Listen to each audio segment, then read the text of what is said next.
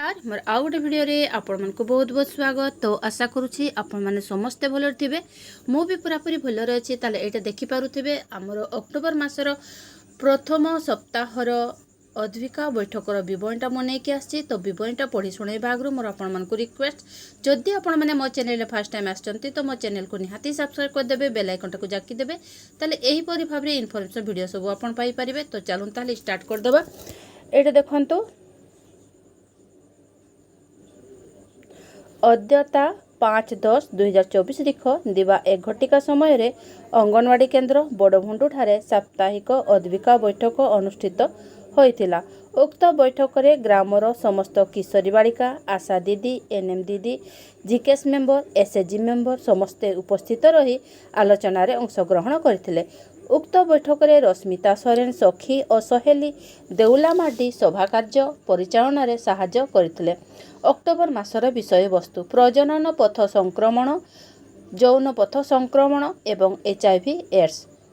प्रथम सप्ताहर आलोच्य विषय प्रजनन पथ संक्रमण और लक्षण एवं प्रतिकार। प्रजनन पथ संक्रमण कौन? प्रजनन पथ संक्रमण उभय पुरुष एवं महिला ठारे होई पारे, किंतु महिला मानक क्षेत्र रे एहा अधिका देखा दिए, कारण सेमानकर शरीरर गठन एवं कार्य जोगु जीवाणु प्रवेश सहज होई थाए। एहा रोग जनित जीवाणु बैक्टेरिया, भाइरस, फंगस किंबा पारासाइट द्वारा संक्रमित होई पारे।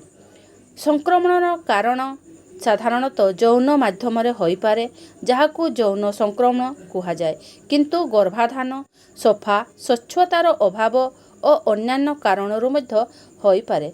किछि साधारण प्रजनन पथ संक्रमण गुड़िक हेउछि HIV AIDS, gonorrhoea, syphilis, chlamydia, herpes, bacterial vaginosis. लक्षण अस्वाभाविक भावरे यौनांगरू धड़ा, हलदिया, सबुज फेणयुक्त बुद बुद परी दही परी पूज परी दुर्गंध युक्त पदार्थ निष्कासन हेबा, तळीपेटर जंत्रणा, बाह्य यौनांग उपरे अंतर्घा, यौनांगरे एक छोट संक्रामक और अणसंक्रामक भातुड़ीर अभिवृद्धि हेबा, यौन संपर्क समय जंत्रणा किंबा ऋतुस्राव, परिस्रा समय क्रमागत जड़ापड़ा किंबा जंत्रणा अनुभव करिबा। प्रतिकार ऋतुस्राव समय स्वच्छता, परिपक्व न हेबा पर्यंत यौन कार्यकलाप ठारू दूरेई रहिबा, कंडोम बिना यौन संपर्क ठारू दूरेई रुहंतु।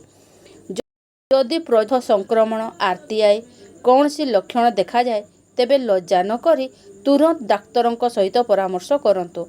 सभा शेष रे समस्त किशोरी बालिका मानंकु आईएफए बटिका प्रदान करी सभा सांग करागला। तो मु एपरि भाबरे लिखिछि। जदि आपनको वीडियोटा भल लागिछि गोटे लाइक निहाती करबे, सांग मान को शेयर कर देबे।